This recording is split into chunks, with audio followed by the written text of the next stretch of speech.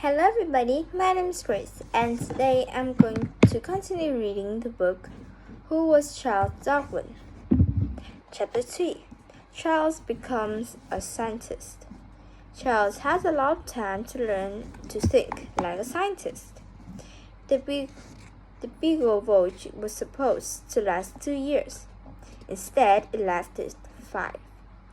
During those years, Charles was at sea for only 18 months. At the rest of the time, he explored or hunted. When Charles was on land, the Beagle would usually be sailing nearby, charting ocean waters. In South America, Charles made 7 long trips, traveling hundreds of miles on horseback, and he also made dozens of shorter trips, including hunting trips. Since he was a good shot, he was often brought back fresh meat for the crew. Whenever Charles explored, he scribbled notes in a small notebook. Back on the Beagle, he used his notes to make longer entries into his diary. He also worked on his plant and animal collections. He examined small creatures under a microscope. He dried and preserved specimens. He cleaned and numbered bones. The sailor made wooden barrels, boxes, and crates for all his specimens. Charles learned from Captain Fitzroy and other officers. He noticed how carefully they kept their logbooks. Charles tried to keep detailed records too. This helped him become a better scientist. In any experiment, a scientist must pay attention to every detail. To catch sea creatures and tiny marine plants, Charles made his own net. He trawled it behind the ship. Charles was proud of his invention and made a sketch of it in his diary. He wasn't too seasick. Sometimes he helped catch fish for dinners. Charles made his first major discovery in September 1832, 9 months into the voyage. One day, he and Captain Fitzroy were in a small boat exploring the coast of Argentina.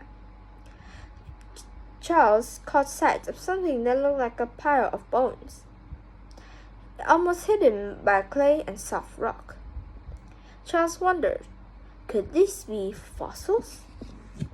The next day, Charles went back with his pickaxe and dug for hours.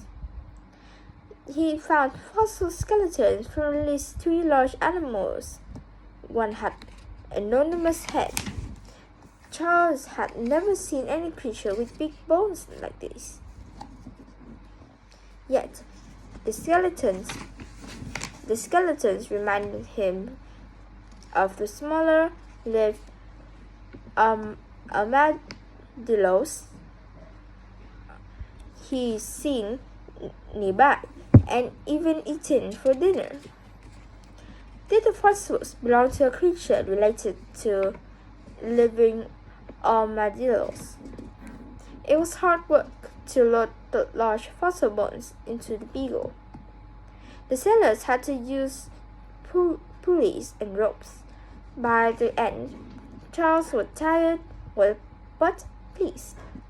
He suspected that the bones belonged to creatures that had died off or become extinct long ago.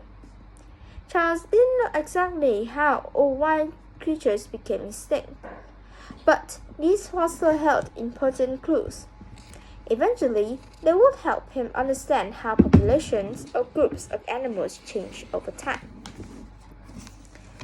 Fossils.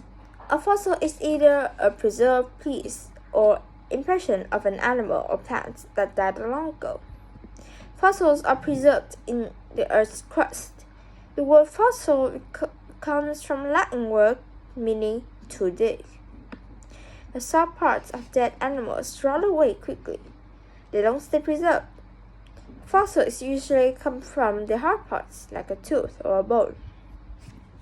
Fossils may also come from the imprint of a leaf or fish scales on soft material that later hardens. The science of fossils is called paleontology. By studying fossils, scientists can trace animal life back to its earliest forms. Although people have been finding fossils for a long time. When Charles lived, scientists didn't understand much about them. In 1842, a British scientist named Richard Owen invented the term dinosaur to describe unusual fossil bones that have been found. Dinosaur means terrible lizard. New thing. But it wasn't until after Charles published his theory of evolution in 1859 the scientists began to piece out the puzzle of fossils. So that's all of chapter 3, and I will see you in chapter 4. Bye bye!